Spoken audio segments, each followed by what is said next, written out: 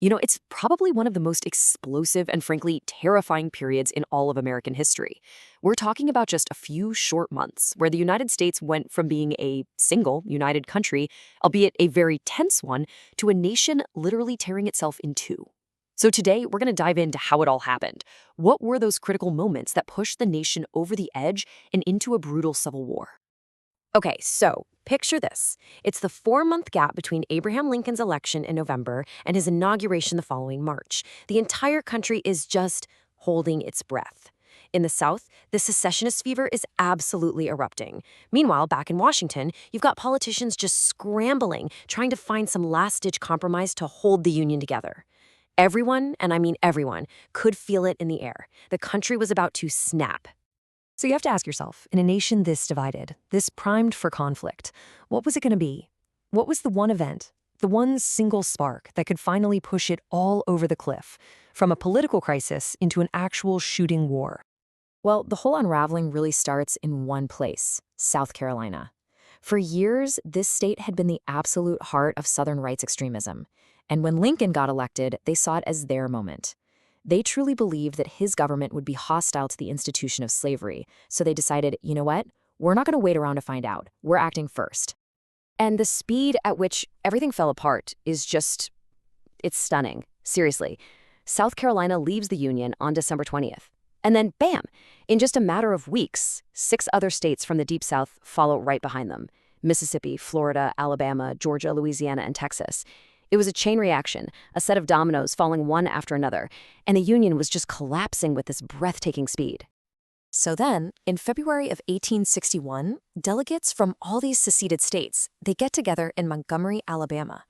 Now, you have to understand, in their minds, they weren't rebels. No, they saw themselves as founders, creating a brand new nation, the Confederate States of America. And they even elected their own leaders, a former U.S. Senator named Jefferson Davis as their president and Alexander Stephens as his vice president. And if you're wondering, what was the motivation here? What was this new nation all about? Well, we don't have to guess. Their own vice president, Alexander Stephens, laid it out, plain as day. He said their government's cornerstone, his word, rests on the idea that slavery was the natural and normal condition for Black people. This wasn't some abstract debate about states' rights. He made it crystal clear. It was about one thing above all else. Okay, so now the Confederacy is a reality. It exists. Is there any hope left for some kind of political solution? Could they pull back from the brink? Well, a few old-school politicians in Washington gave it a shot. But honestly, the clock was ticking and time for compromise was pretty much gone.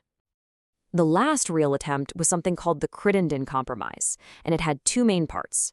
Part 1 said, let's pass a constitutional amendment to protect slavery where it already exists.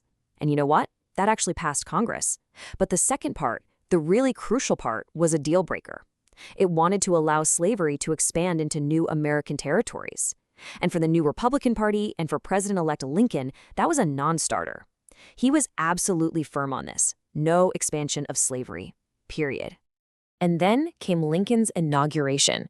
In his first big speech as president, he drew a very clear line in the sand. He promised he wouldn't interfere with slavery in the states where it was already legal. But, and this is a huge but, he declared that secession itself was illegal. The Union, he said, was perpetual. It was meant to last forever. And he made it clear he would use the full power of the federal government to keep it together. He was essentially telling the South, you have a choice. Come back to the Union or face the consequences. But that bold declaration created an immediate, very practical problem. A union forever? Okay, great. But what about all the federal forts, the arsenals, the post offices that are sitting right in the middle of these so-called seceded states? The answer to that question was about to be found at a small federal fort right in the middle of Charleston Harbor. And here it is. This is the spark. Lincoln decides to send an unarmed ship to resupply the U.S. soldiers at Fort Sumter. He's just sending food. But Confederate President Jefferson Davis sees it as an act of aggression and decides to force the issue. On April 12th, boom, Confederate cannons open fire. 2 days later, the fort surrenders, and the very next day, Lincoln calls for 75,000 troops to crush the rebellion. The talking was over. The war was on. Now, Lincoln's call for troops, that forced the states in the Upper South to finally pick a side. They had been on the fence, but the idea of fighting against their fellow Southerners was too much. Unwilling to join the Union's fight, 4 more states, including the incredibly powerful and strategic state of Virginia, voted to secede and join the Confederacy. At this point, the battle lines were well and truly drawn. You know, in those early days, this wave of patriotic fervor just swept through both the North and the South. And there was this widespread, almost naive belief that this whole thing was going to be a short, glorious little war.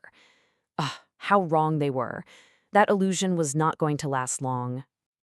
I mean, just listen to this quote from a volunteer in New York. It perfectly captures the mood in the North. What a picnic. A picnic. They honestly thought the Union Army would just march down to Richmond, the new Confederate capital, and this whole business would be cleaned up in maybe 90 days tops. While the first major test of that optimism came in July of 1861 near Manassas, Virginia, and the first Battle of Bull Run was an absolute disaster for the Union. A fierce Confederate counterattack, complete with this terrifying new sound, the rebel yell, it completely shattered the Union line. It sent soldiers and even civilian spectators who had come to watch fleeing back to Washington in a total panic. Yeah, the picnic was officially over. So, Bull Run was a huge wake-up call. It made it painfully clear this was going to be a long, bloody conflict. And for the next year and a half, the war in the Eastern Theater, it just settles into this brutal, grinding stalemate. Most of the fighting was concentrated in that 100-mile corridor between the two capitals, Washington, D.C., and Richmond. Lincoln appoints a new general to lead the main Union Army, a guy named George McClellan. And McClellan was brilliant at organizing and training soldiers, but he was also incredibly cautious. He hated to risk his army. His massive campaign to take Richmond in 1862 moved so painfully slowly that it gave Confederate generals like the legendary Robert E. Lee and Stonewall Jackson the time to completely outmaneuver him, forcing the Union to retreat. Richmond was safe. And this stalemate came at an absolutely incredible cost. After a string of victories, Robert E. Lee decided to invade the North. He met McClellan's army at Antietam Creek, and the result was just staggering. Look at this number. Over 23,000 men were killed, wounded, or went missing in a single day. There was a sunken road on the battlefield that got nicknamed Bloody Lane because it was literally filled with bodies. To this day, it is still the single bloodiest day in American military history. But here's the thing. While the Union Army was getting absolutely battered in Virginia, a completely different story was unfolding hundreds of miles to the west. And it was a story that would create a totally new narrative for the Union war effort. You really have to think of the war as being fought in 2 separate theaters, with 2 very different results. In the East, you've got McClellan versus Lee and Jackson, and it's a bloody stalemate. But out in the West, a totally different kind of Union general was making a name for himself, Ulysses S. Grant. And unlike McClellan, Grant was winning. And Grant's successes were huge. He was using riverboats to capture key forts, which basically opened up the rivers of Tennessee like highways into the South. He won a brutal, hard-fought 2-day battle at Shiloh. And meanwhile, the U.S. Navy sailed right up the Mississippi and captured New Orleans, which was the Confederacy's largest and most important city. These victories in the West were seriously, seriously undermining the Confederacy from the inside out. So by the end of 1862, the situation is pretty complicated, right? The Union is making major gains in the West, but they're completely stalled in the East. The war has become far deadlier than anyone could have possibly predicted, and both sides are dug in for a long, brutal fight. The critical question facing Abraham Lincoln and the entire nation was this: what in the world would it take to finally break this bloody stalemate and actually win the war?